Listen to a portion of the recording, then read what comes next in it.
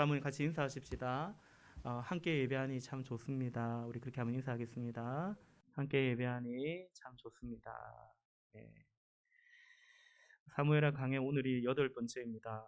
사울 왕이 죽고 이스라엘은 남과 북으로 어찌 보면 나누어져 있죠. 남쪽에는 다윗이 세운 왕국이 있고 유다 족속을 중심으로요. 그리고 나머지 지파들이 한데 모아서 저 북쪽에는 사울의 아들 이스보셋이 왕으로 있는 왕국이 있습니다. 그런데 우리가 계속 보았던 것처럼 이 이스보셋 왕은 바지 사장 같은 뭐 그런 거 아시나요? 바지 사장 같은 그런 왕이고요. 그 나라의 실세는 군부를 장악하고 있는 아브넬이라는 군대 사령관이죠. 지난 주일에도 우리가 앞서 본문을 보았듯이 아브넬이 근데 이스보셋 왕을 이제 배신합니다. 그가 세운 왕인데 배신하고 다윗에게 찾아와서 언약을 제안하죠. 그게 사무엘하 3장 12절입니다. 3장 12절 같이 한번 볼까요? 같이 읽겠습니다. 아브넬은 다윗에게 사람을 보내어서 이렇게 전하였다. 이 나라가 누구의 것입니까? 그러니 임금님이 저와 언약만 세우시면 내가 임금님의 편이 되어서 온 이스라엘이 임금님에게 돌아가도록 하겠습니다. 아멘. 아브넬이 다윗에게 찾아와서 언약을 세우자라고 하는데 그건 좋게 표현해서 언약이고요. 실제로는 거래죠, 거래. 그것도 자신의 왕인 이스보셋 왕 몰래 하는 것이기 때문에 뒷거래라고 볼 수 있습니다. 그게 아브넬입니다. 아브넬은 그런 사람이에요. 아주 강교한 사람이라고 지난 주일에도 말씀드렸습니다. 특히 아브넬은 명분을 찾는 데 아주 선수입니다. 그럴싸한 명분을 찾고 이제 그것을 딱 내세우는데 아주 탁월한 것 같아요. 이스보셋을 왕으로 세울 때도 그죠? 사울 왕의 아들이라고 사울 왕조를 계승해야 된다라는 명분을 내세워서 이스보셋을 왕으로 세우더니 이제 오늘 본문에 보면 이스라엘의 장로들, 지도자들을 모아놓고서는 이 나라를 다윗에게 어찌 보면 바치자라는 제안을 합니다. 그때는 그 이스라엘의 지도자들을 설득할 때에는 하나님이 다윗에게 하신 그 약속, 하나님이 다윗에게 하신 그 언약을 또 이제 이렇게 내세웁니다. 이제 그걸 이제 명분으로 정당성으로 이제 잡는 것입니다. 17절과 18절인데 우리가 읽었죠. 제가 18절 말만 다시 읽어보겠습니다. 18절 이제 기회가 왔습니다. 주님께서 이미 다윗을 두고 내가 나의 종 다윗을 시켜서 나의 백성 이스라엘을 블레셋 사람의 지배와 모든 원수의 지배에서 구하여 내겠다 하고 약속하여 주셨기 때문입니다. 라는 것입니다. 여러분, 아브넬은 하나님께서 다윗에게 하신 언약을 말하죠. 그래서 얼핏 보면 그가 지금 이 결정을 다윗에게 이제 나라를 갖다 바치려고 하는 이 결정, 이 행동의 근거가 하나님의 언약 때문이다. 하나님 때문이다라는 것처럼 보입니다. 그런데 여러분, 아니지 않습니까? 이건 자신의 욕심을, 야망을 감추고 있는, 그것을 감추고 그냥 내세우는 명분일 뿐입니다. 사실은 이건 뭐냐면 지금 신하가 왕을 배신하는 건데 이스보셋 왕을 배신하는 거잖아요. 그건 세상 도리에도 어긋난 것인데 그런데 이 아브넬은 마치 자신이 대의를 위해서 정의를 위해서 무슨 구국의 결단을 하는 것처럼 마치 하나님의 뜻을 위해서 자기 자신을 내던지는 것처럼 그렇게 보여주고 있습니다. 여러분, 아브넬은 그런 사람입니다. 성경을 보는 우리야 지금 이 사람이 옳지 않다 이렇게 말하고 있지만 현실 정치로 본다면 여러분 이 사람은 아주 뛰어난 정치력을 가진 유능한 사람이다 라고 볼 수 있죠.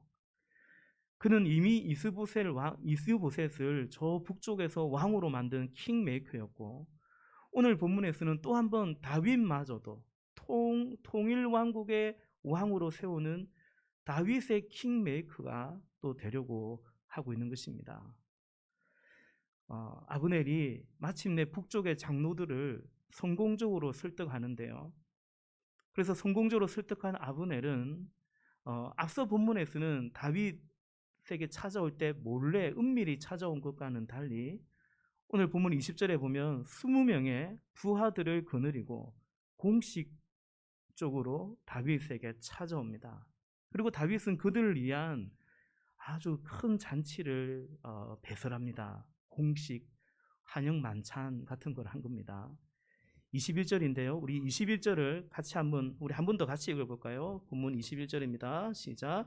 잔치가 끝나자 아브넬이 다윗에게 말하였다. 이제 그만 일어나 가서 온 이스라엘을 높이신 임금님 앞에 모아놓고서 임금님과 언약을 세우게 하겠습니다. 그러면 임금님이 원하시는 어느 곳에나 원하시는 대로 왕이 되셔서 다스릴 수 있습니다. 다윗이 아브넬을 떠나 보내니 그가 평안히 떠나갔다. 아멘.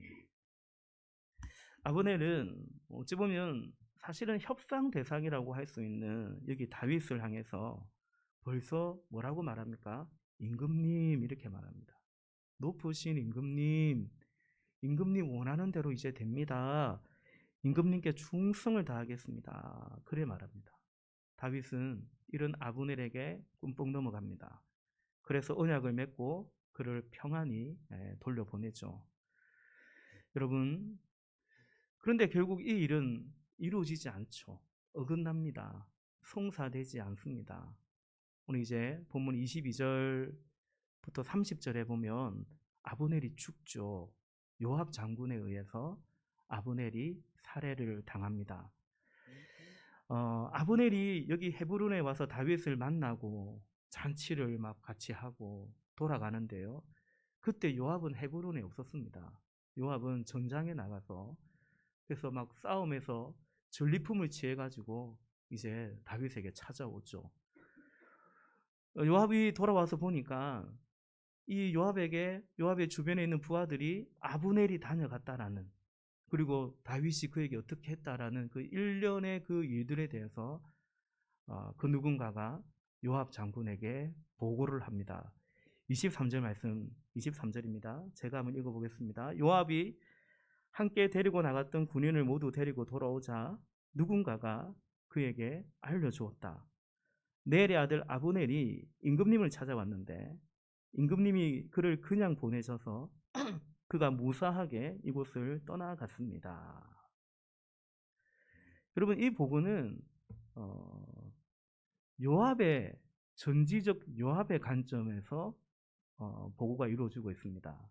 이 보고의 핵심은 뭐냐면 아브넬이 다윗에게 찾아왔는데 그가 무사히 평안히 돌아갔다. 다윗이 그를 그렇게 돌려보냈다라는 데 초점이 있죠. 요압은 매우 불쾌했습니다. 그래서 왕에게 다윗에게 가서 항의합니다. 이게 본문 24절 그리고 25절이죠. 우리 또 같이 한번 읽어볼까요? 24절 25절 같이 있습니다. 이 말을 듣고 요압이 곧바로 왕에게로 가서 항의하였다. 임금님이 어찌하여 이렇게 하실 수 있습니까? 아브넬이 임금님께 왔는데 임금님은 어찌하여 그를 그냥 보내어서 가게 하셨습니까? 넬의 아들 아브넬은 임금님께서 잘 아시다시피 임금님을 속이려고 온 것이며 임금님이 드나드는 곳을 살피고 임금님이 하고 계시는 일도 모조리 알려고 온 것입니다. 아멘. 여러분, 요압은 현재 다윗의 왕국의 쉽게 말해서 2인자입니다. 그 역시도 실세라면 실세죠. 군대를 잡고 있습니다. 이 요압이 본능적으로 알았습니다. 아브넬이 다윗에게 와서 충성을 맹세하면서 다름 아닌 이 나라의 2인자가 되려고 하는구나. 2인자가 누구라고요? 자기거든요. 아브넬이 내 자리를 뺏으려고 하는구나 라는 것을 요압이 알았습니다. 그런데 여러분, 요압이 그렇지 않느냐고 다윗에게 말하지 않습니다.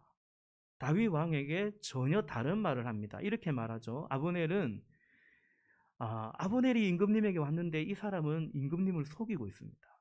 그는 첩자입니다. 간첩입니다. 스파입니다. 그가 임금님을 속이고 지금 임금님의 동선을, 이 궁전을 다 파악하고 그렇게 돌아갔다라는 것입니다. 여러분, 이것이 요압의 진짜 판단이었냐? 그렇지 않습니다. 다만 아브넬을 경계하고자 다윗 왕에게 내세운 이것도 하나의 명분이었습니다. 요압은 지금 아브넬이 왕을 속이고 있습니다. 그는 간첩입니다. 라고 말하면서 사실은 왕을 속이고 있는 것입니다. 여러분, 그런 점에서 여러분, 여기 아브넬과 요압은 많이 닮았습니다. 닮은 꼴입니다. 자신의 욕망을 감추죠. 그러면서 겉으로는 왕을 이해하고 나라를 이해하고 하나님을 이해하는 것처럼 그럴싸하게 말들을 참 잘하는 그런 면에서 참 닮았습니다. 그런데 이 요압의 이 말에 대한 다윗의 응답이 본문에 기록되어 있지 않습니다. 그러나 암시적으로 알 수 있죠. 다윗이 요압의 말을 수용하지 않았다라는 것을 우리는 알게 됩니다. 그러자 요압은요, 다윗 왕 몰래 아브넬을 그냥 죽여버립니다. 본문 26절과 27절, 죽였다는 얘기를 우리가 꼭 읽어야 될까 한번 읽어보십시다. 26절과 27절 같이 읽어보겠습니다. 요압은 다윗에게 물러나오자마자 사람들을 보내어서 아브넬을 뒤쫓게 하였다. 그들은 시라 우물이 있는 곳에서 그를 붙잡아서 데리고 돌아왔다. 그러나 다윗은 그 일을 전혀 몰랐다. 아브넬이 헤브론으로 돌아오니 요압이 그와 조용히 이야기를 하려는 듯이 성문 안으로 그를 데리고 들어갔다. 요압은 거기에서 동생 아사엘의 원수를 갚으려고 아브넬의 배를 찔러서 죽였다. 아멘. 여러분, 요압이 아브넬을 죽이는데요, 왕 몰래 그렇게 합니다. 여러분, 왕 몰래 왕과 언약을 맺은 사람을 죽인다라는 이것은 사실은 항명과 같습니다. 반역과 같습니다. 그런데 이 요압의 이 행동이 그냥 한 사람의 신하의 항명이 아니고 군대 사령관의 항명이기 때문에 다윗 입장에서 본다면 이건 굉장히 위협적이고 그리고 두려운 행동이 아닐 수 없습니다. 본문 30절에 보면요. 본문 30절에 보면 요압과 그의 동생 아비새가 아브넬을 죽인 것은 아브넬이 그들의 동생 아사헬을 기브온 전투에서 죽였기 때문이다 라고 기록하고 있습니다. 맞습니다. 이 복수하는 법이 있죠. 표면적인 이유는 요압이 아브넬을 죽인 표면적인 이유는 동생을 죽인 그 원수에 대한 복수였습니다. 그러나 지난 주일에도 잠시 언급해 드린 것처럼 그것만은 아니고요. 요압이 아브넬을 죽인 것은 자신의 정적을, 라이벌을 제거한 것입니다. 요압은 이것이 왕 몰래 이런 행동을 하는 것이 합당하지 않다, 항명이라는 것을 알면서도 그는 끝내 자신의 뜻을 펼쳤던 것입니다. 여러분, 사무엘서에 등장하는 스루야의 아들, 세 아들이 있습니다. 그가 요압이고 아비새고 그리고 이미 죽은 아사헬입니다. 이 사람들의 공통적인 특징이 있습니다. 사무엘 상에도 나오고 사무엘 하에도 나오는데 이 스루야의 세 아들들은 아주 야심만만한 사람들이고요. 그리고 그것을 이루기 위해서 굉장히 저돌적인 그런 사람들이었습니다. 그래서 여러분, 성경은 이 요압이 다윗에게 근심거리였다라고 기록하고 있습니다. 신하는 신하인데요. 그런데 근심거리가 되는 신하 같지 않은 신하였다라는 것입니다. 그래서 훗날 다윗이 죽기 전에 아들 솔로몬에게 일종의 살생부를 전합니다. 그러니까 살려두면 안 된다라는 명단을, 블랙리스트를 줬는데요. 그게 요압의 이름이 올라갑니다.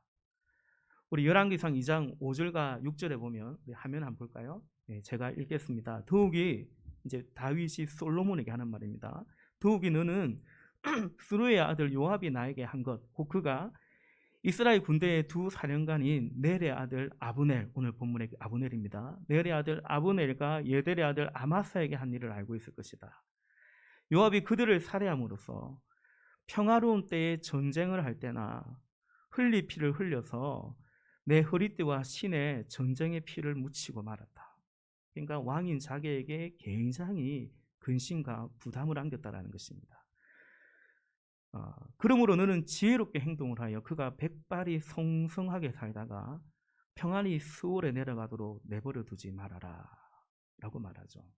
실제로 이 요압은 솔로몬 왕에 의해서 이제 죽임을 당합니다. 사랑하는 여러분, 우리가 할 수만 있다면 요압처럼 하지 않기를 바랍니다. 그는 다윗 옆에 있기는 했지만 다윗의 근심이었고 그리고 위협적인 사람이었습니다. 그러지 않아야겠죠. 이왕이면 여러분, 누군가에게 위협이 되고 근심이 되는 사람이 되지 말고, 더욱이 내가 모시고 있는 사람에게 그런 사람이 되지 말고 평안을 안겨주는 사람이 되어야 되지 않겠습니까? 부모에게도요, 편한 자식이 되어야죠. 목회자에게도 좀 편한 성도가 되셔야죠. 그게 복입니다, 여러분. 그러면 여러분의 자녀도, 또 여러분에게 있는 주변 사람들도, 또 아랫사람들도 그리할 것입니다. 어쨌든 여러분, 그리하여 다윗과 아브넬의 계획은 아브넬이 죽음으로 말미암아 한마디로 수포로 돌아갑니다. 그런데 다만 그게 아닙니다. 이 계획이 그냥 없어진 것만이 아니고 이 계획에 차질이 생긴 정도가 아니고요, 다윗이 심각한 위기를 직면하게 됩니다. 한마디로 오해를 받게 생긴 거죠. 오해를. 여러분, 그렇지 않을까요? 분명히 요압이 아브넬을 죽였습니다. 그러나 사람들이 그렇게 생각하겠냐는 것입니다. 요압이 감히 왕도 몰래 아브넬을 죽였다고? 그렇게 생각하지 않는 것입니다. 특히 북쪽 지파 사람들이 그렇게 생각하겠냐라는 것입니다. 아마도 이렇게 생각할 것입니다. 다윗이 아브넬과 약속했는데 그걸 어기고, 아니 어쩌면 아브넬을 속여서 그를 평안히 돌려보낸 후에, 그를 안심시킨 후에, 무장해제시킨 이후에 요압을 시켜서 엄밀히 그를 암살한 것이 아닌가, 그렇게 딱 오해하기 좋은 그런 상황이 된 것입니다. 다행히 다윗이 이런 정황을 아주 잘 정확하게 간파했습니다. 그래서 다윗은 요압이 아브넬을 죽였다라는 소식을 듣자마자 가장 먼저 자신의 결백함을 천명합니다. 본문 28절이죠. 우리 28절 같이 한번 읽어볼까요? 28절입니다. 시작. 다윗이 그 소식을 듣고서 외쳤다. 넬의 아들 아브넬이 암살당하였으나 나와 나의 나라는 주님 앞에 아무 죄가 없다. 아멘. 그리고 이제 29절에 보면 요압의 집안을 향해서 저주까지 합니다. 그리고 이제 다윗은요, 본문 31절 이하부터는 다시 한번 다윗이 장례 정치, 장례식을 하고요, 그리고 조가 정치, 조가를 부르는 그런 행동을 하죠. 본문 31절입니다. 제가 읽어보겠게요. 다윗은 요압을 비롯하여 자기와 함께 있는 온 백성에게 명령하였다. 백성은 옷을 찢고 허리에 굵은 베옷을 두른 뒤에 아브넬의 상녀 앞에서 걸어가면서 애도하여라. 그리고 다윗 왕도 몸소 상녀를 뒤따라갔다. 온 백성이 참여토록, 요압도 예외가 없습니다. 그러니까 거의 국가의 장례로 아브넬의 장례를 치릅니다. 그리고 그 누구보다도 다윗 왕이 가장 슬퍼하고 목 놓아 숨습니다. 더 나아가 다윗이 아브넬을 위한 조가를 지어 부릅니다. 우리 사무엘하 1장에서 봤죠. 사울과 요나단의 죽음을 애도하면서 그때도 조가를 지어 불렀는데, 오늘 아브넬을 위해서도 다윗이 친히 조가를 지어 부릅니다. 33절에 보니까 다윗 왕은 아브넬을 두고 이렇게 조가를 지어 불렀다. 그리고 35절에 보면 이 장례가 끝났는데도 불구하고 다윗은 계속 금식을 합니다. 극심한 슬픔을 표현했던 것입니다. 여러분, 1년의 이 모든 것들은 아브넬의 장례를 국장으로 치르고요, 조가를 지어 부르고요, 슬피 울고요, 금식까지 하고요, 이 모든 것들은 다윗의 진심인가 동시에 그리고 백성들을, 특별히 북쪽의 백성들의 민심을 달래기 위한 다윗의 정치적인 행동이었습니다. 다행히도 이러한 다윗의 진심이 통합니다. 이러한 다윗의 정치적 노력들이 이제 사람들에게 전해졌던 것입니다. 그리하여 다윗은 오늘 본문에 보니까 두 가지 결과, 어쩌면 두 가지 성과를 얻게 되는데요. 첫째는 헤브론, 그리고 무엇보다 북쪽 사람들의 오해가 풀렸습니다. 37절에 보니까 37절, 그때야 비로소 넬의 아들 아브넬을 죽인 것이 왕에게서 비롯된 일이 아님을 온 백성과 온 이스라엘이 깨달아 알았다. 온 백성은 유다 백성을 말하고요, 온 이스라엘은 이제 북쪽 사람들까지 포함해서 깨달아 알았다는 것입니다. 그리고 두 번째는 오해가 풀리는 것을 넘어서서 백성들이 다윗의 마음을, 그리고 다윗의 성품에 감동을 입었다라는 것입니다. 36절이죠. 본문 36절. 온 백성이 그것을 보고서 이렇게 조가를 지어 부르고 다윗이 목 놓아 울고 또 금식까지 하고, 온 백성이 그것을 보고서 그 일을 좋게 여겼다. 다윗 왕이 무엇을 하든지 온 백성의 마음에 좋게 받아들였다라는 것입니다. 여러분, 위기가 이렇게 해서 위기를 넘겼습니다. 우리가 이런 경우를 두고 뭐라고 합니까? 전화위복이다 라죠. 그야말로 전화위복이 된 셈입니다. 여기까지가 좀 본문의 주해인데요. 여러분, 제가 이 주일 사무엘하 말씀을 준비하고 전하면서 제 안에 두 가지 이제 마음이 있습니다. 또 염려 같은 마음도 있습니다. 첫째는 하나님이 이 말씀 가운데 제게 주신 깨달음이 있고 묵상이 있고 은혜가 있는데 어쩌든지 그게 잘 전해졌으면 좋겠다라는 마음이 있고요. 또 한 가지는 오늘 본문도 이렇게 긴 것처럼 집중하지 않으면 이해가 어려울 수도 있겠다라는 생각이 들어요. 지금 딴 생각하면 못 따라오고 있는 것입니다. 지금 딴 생각하고 계시면, 특히 온라인 예배로 많이 지금 드리니까 더더욱 그럴 것 같다라는 그런 좀 걱정이 듭니다. 이 얘기 왜 하냐면 조금 더 집중하자. 집중해서 우리가 경청해 달라라는 부탁입니다. 오늘 설교의 제목이 내 맘 같지 않지요입니다.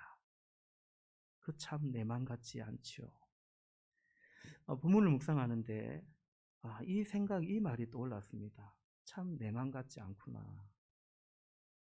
그리고 기도하는데 이 말씀을 좀 함께 나누었으면 좋겠다라는 생각이 들었습니다. 여러분, 다윗은 하나님으로부터 일찍이 기름 부음을 받았습니다.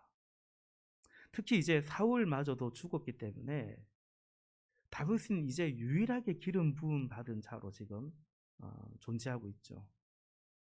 그러므로 다윗은 이제 그 누구도 아니고 하나님께 기름 부음을 받은 자로서 하나님의 왕국을 세우고자 했습니다.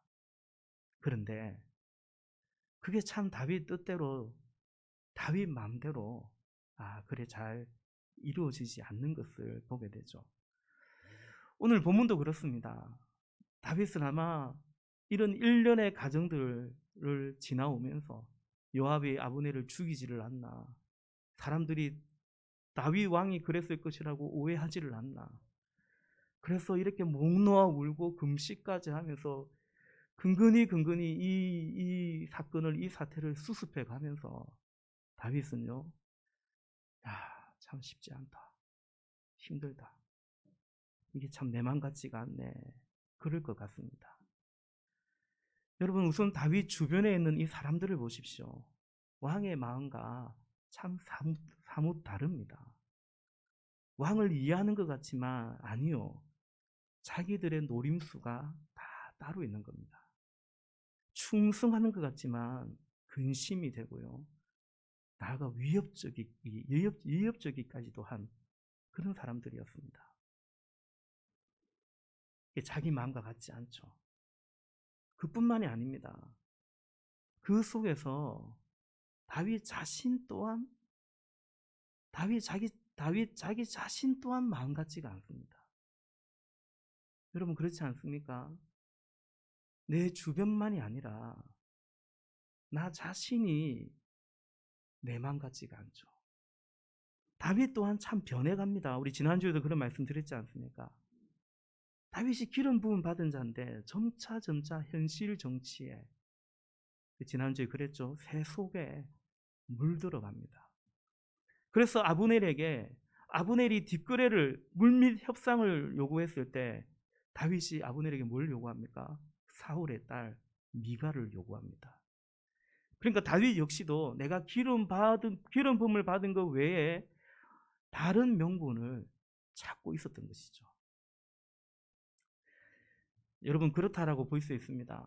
다윗이 내가 기름 부음을 받은 자로서, 기름 부음을 받은 자답게, 내가 주님의 종으로서, 내가 주님의 종답게 그처럼 좀 나라를 세워보면 좋겠는데, 잘해보고 싶은 마음이 간절한데, 근데 그게 참 잘 안 됩니다. 주변 사람이 세상에 도와주질 않습니다. 그리고 말씀드린 것처럼 어느덧 나 자신도 그렇습니다. 나 자신조차도 내 마음 같지가 않은 것입니다. 여러분, 근데 그게 어디 다윗만 그런 게 아니지 않습니까? 다윗의 삶만 그런 게 아닌 것 같습니다. 우리도 하나님 잘 믿어보고 싶은데, 좀 잘 좀 해보고 싶은데, 참 이게 주변이 협조를 안 합니다. 협조를. 도움이 안 됩니다. 참 내 마음 같지가 않습니다. 제가 신학교 다닐 때 고등부 전도사를 했습니다. 서울의 어느 교회 고등부 전도사를 했는데, 수련회를 이제 같이 하죠. 여름, 겨울 수련회를 하는데, 기도회를 하다가, 이제 몇 가지 기도하고, 그 이제 기도회 끝 무렵에 부모님을 위해서 기도하자고. 믿지 않는 부모님이 있다면 하나님 구원해달라고. 또 부모님에게 잘못한 거 있다면 좀 회개하는 마음으로. 우리 부모님 또 너무너무 애쓰는데 부모님을 축복하며 기도하자고. 부모님 위해서 기도하자고 하는데 아이들이 그렇게 울면서 기도하더라고요. 통곡을 합니다. 근데 제가 들으려고 들은 건 아니지만 그 아이들의 기도 소리를 들었는데요. 막 이래 기도해요. 엄마, 아빠 미안해. 내가 잘하고 싶은데, 내가 엄마, 아빠 기대에 쉽게 말하면 그런 거죠. 기대에 부응하고 싶은데, 근데 잘 안 돼. 나도 잘하고 싶은데. 그런 기도를 하더라고요. 그러면서 펑펑 웁니다.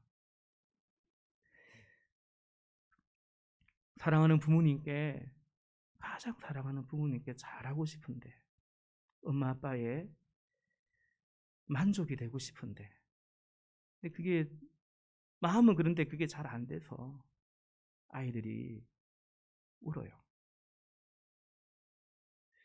여러분, 그럼 그 아이들의 부모의 마음은 어떨까요? 사실은 똑같지 않을까? 예컨대 아빠도 그래. 아빠도 그렇거든요. 아버지로서, 가장으로서 잘해보고 싶은데 잘 안 되는 겁니다. 마음이 없어서가 아니라 그게 사실은 미안한 거죠. 아들아 미안하다.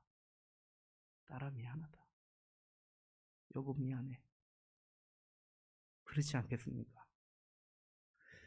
저 또한 그렇습니다. 목사로서, 주의 종으로서, 또 아빠이고 남편으로서 잘하고 싶은데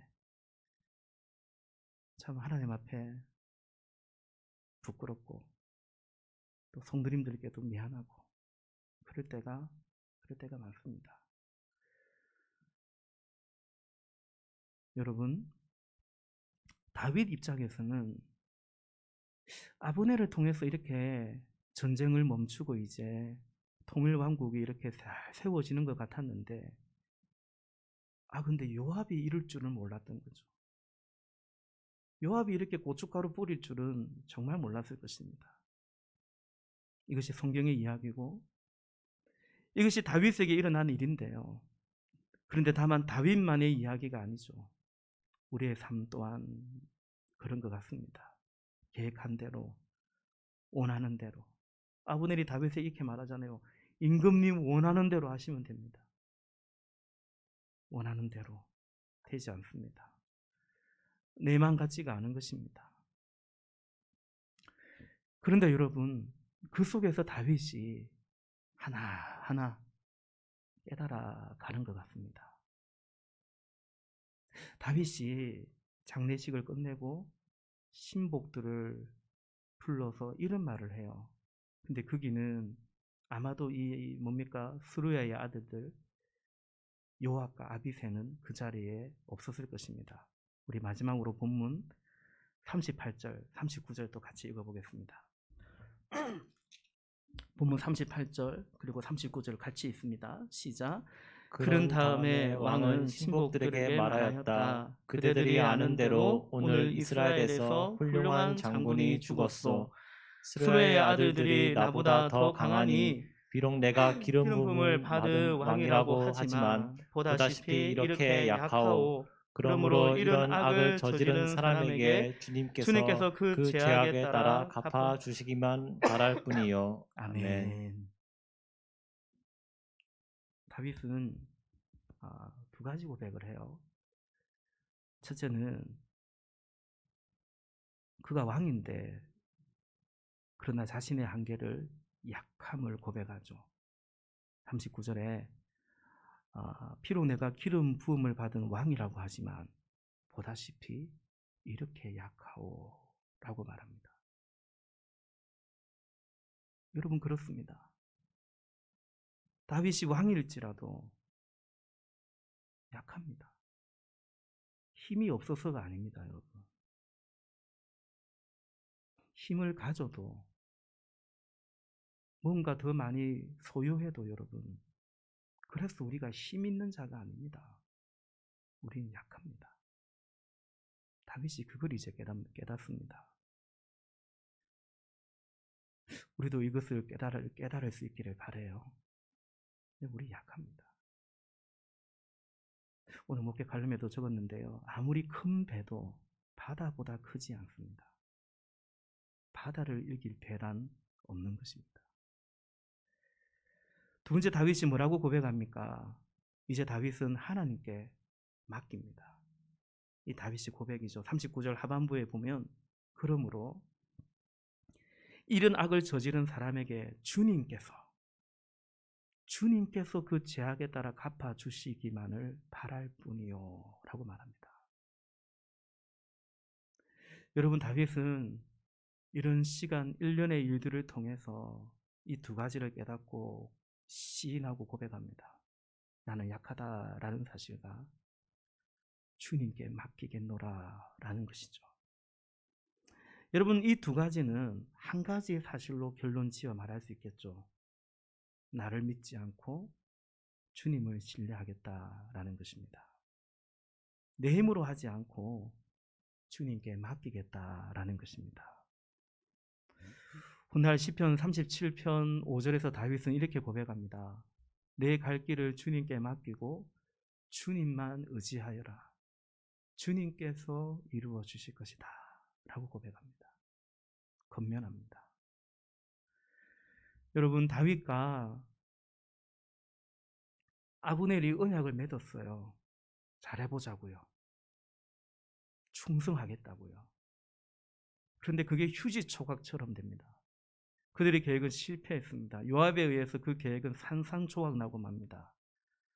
그런데 여러분, 그게 실패가 아닙니다. 그건 실패가 아닙니다. 만일 아브넬이 진짜 북쪽 나라를 갖다 바쳐서 그래서 통일왕국이 이루어지고 그래서 다윗이 왕이 된다면, 만일 그렇게 되었다면 말입니다. 다윗은 어떤 왕이 될까요? 또 하나의 이스보셋 같은 왕이 될 가능성이 굉장히 많은 겁니다. 그 나라 누가 세웠습니까? 아브넬이 세웠다고 할 겁니다. 아브넬이 이스보셋에게 지난주에 봤잖아요. 그렇게 말했잖아요. 이스보셋 같은 또 하나의 꼭두각시 같은 왕이 될 소지가 다윗에게는 많았던 것입니다. 그런데 그 계획이 실패함으로 인해서 다윗은 다시금 자기 자리를, 사실은 제자리를 찾습니다. 다윗 자신이 어떠한지가 아니라 하나님 그분이 어떠한지를 다윗이 보게 되는 겁니다. 그게 다 자기 자리를 찾는 겁니다. 나는 지금 어떤 왕이지? 나에게 무슨 도움이 필요하지? 자기를 바라보고 주변을 바라보는 것이 아니라 하나님이 어떤 분인지를 다윗이 다시 바라봅니다. 여러분, 그겁니다. 다윗이 가장 다윗다울 때가 바로 그때였지 않습니까? 사무엘상 17장 45절에 보면 다윗이 골리앗 앞에 나갈 때 뭐라고 하고 나갑니까? 다윗이 블레셋 사람 골리앗에게 이르되 너는 칼과 창과 단창으로 내게 나오거니와 나는 만군의 여호와의 이름 곧 너가 모욕하는 이스라엘 군대의 하나님의 이름으로 내게 나아가니라. 다윗이 그랬지 않습니까? 동일하게 17장 47절 말씀에 보면은 또 여호와의 구원하심이 칼과 창에 있지 아니함을 이 무리에게 알게 하리라. 전쟁은 여호와께 속한 것인즉 그가 너희를 우리 손에 넘기시리라. 다윗이 골리앗 앞으로 전쟁하러 싸우러 나가는데 전쟁은 하나님께 속했다. 내가 아니라 그가 너희들을 우리 손에 넘길 것이다 라는 것입니다. 그렇습니다, 여러분. 전쟁은, 우리의 삶은 하나님 그분의 손 안에 있습니다. 그러므로 여러분, 우리가 내가 무엇이 되고 무엇을 이루고 그런 것들에 너무 마음을 뺏기지 않아야 합니다. 내가 계획하고 내가 이루고자 하는 그것을 이루는 것에 마치 인생을 걸듯이 그렇게 살지 않아야 된다라는 것입니다. 여러분, 하나님이 오늘 다윗에게 우리에게 말씀하시는 것이 이것입니다. 그러니까 여러분, 야, 너 힘으로 안 되니까 이제 내가 도와줄게. 그러면 될 거야. 하나님이 우리에게 말씀하시자 하는 것이 그것이 아닙니다. 다만 그게 아니고요. 우리 인생이 그런 것이 아니다. 그런 것에 속지 말라. 아브넬처럼 자꾸만 그런 것에, 아브넬이 유혹하는데 그런 것에 넘어가면 안 된다고 말하는 것입니다. 그럼 우리 인생은 뭡니까? 하나님 사랑하는 것입니다. 하나님이 허락하신 사람들을 사랑하고 살아가는 것입니다. 좀 어려운 말인가요? 무엇을 이루고 무엇을 되고 그게 아니라 그것이 우리의 부르심이고 하나님의 부르심이 아니라 하나님 사랑하고 겸손히 하나님과 동행하고 하나님 의지하면서 주의 계명 지켜가고 오늘 나에게 허락하신 몫을 감당하며 사랑하며 살아가는 것입니다. 그것이 하나님이 허락하신 삶이고 우리의 인생이다라는 것입니다. 말씀을 맺으려고 하는데요. 저희 첫째 아들 허결이가 초등학교 5학년인데 내일 요 앞에 양소초등학교 전교 부회장 선거에 나갑니다. 출사표를 던졌습니다. 지난주 목요일날 방송으로 연설도 했답니다. 제가 어제 그런 말을 했습니다. 결아, 내일 저녁은 무조건 파티를 한다. 당선되면 당선 축하 파티. 후보가 3명이랍니다. 기호는 1번이라 하는데 이번에 1번이 안 됐지 않습니까? 왠지 느낌이. 어쨌든 여러분, 안 되면 위로 파티. 결아, 너가 되어도 아빠의 자랑스러운 아들이고 너가 안 되어도 아빠의 자랑스러운 아들이다. 제가 어제 우리 아들에게 그런 멋진 멘트를 날렸습니다. 근데 이제 설교를 준비하는데요, 저의 입에서 나간 말인데 꼭 하나님의 음성 같았습니다. 제가 제 아들을 향해서만 한 것이 아니고 하나님께서 나를 향해서, 우리를 향해서 주님의 음성인 것 같습니다. 무엇인가 되어서, 무엇인가 잘해서 자랑스럽고 사랑스럽고, 그게 아니다라는 것입니다. 여러분, 이것을 우리가 기억할 수 있기를 바랍니다. 그래야 우리가 나의 계획이라는 거, 그것을 이루어내지 못하느냐라는 거, 그것으로부터 자유합니다. 또한 그래야 나의 주변에 아브넬과 요압, 그런 것들이 정리가 됩니다. 여러분, 깨끗해야, 정결해야 벌레가 접근하지 않는 겁니다. 내가 깨끗해야 그런 사람들이 접근하지 않는 겁니다. 나의 욕망을 버려야만 두려움이 사라지는 것입니다. 여러분, 욕망과 두려움은 항상 정비례한 동전의 양면입니다. 두려움을 두려워하는데 욕망을 버리지 않는 거예요. 그러면 두려움은 사라지지 않습니다. 말씀을 맺고자 합니다. 다윗이 여기까지 왔어요. 여기까지 왔어요. 아, 내가 왕일지라도 이렇게 약하다라는 것을 알았어요. 그리고 내 삶을 주님께 다시 맡겨야 한다는 것을, 나를 바라보는 것이 아니라 하나님을 바라보아야 한다는 것을 알았습니다. 그리고 더 나아가 인생이란 왕이 되고 나라를 통일하고 그런 게 아니라 하나님 사랑하고 하나님이 허락하신 사람들을 사랑하는 것이라는 것을 다윗이 서서히 배워가고 있는 것 같습니다. 아직 거기까지 이르진 않은 것 같아요. 그러므로 여러분, 우리는 어디까지 왔을까요? 어디까지 이르렀든지 간에 여기까지 인도하신 하나님의 은혜에 감사하기를 바랍니다.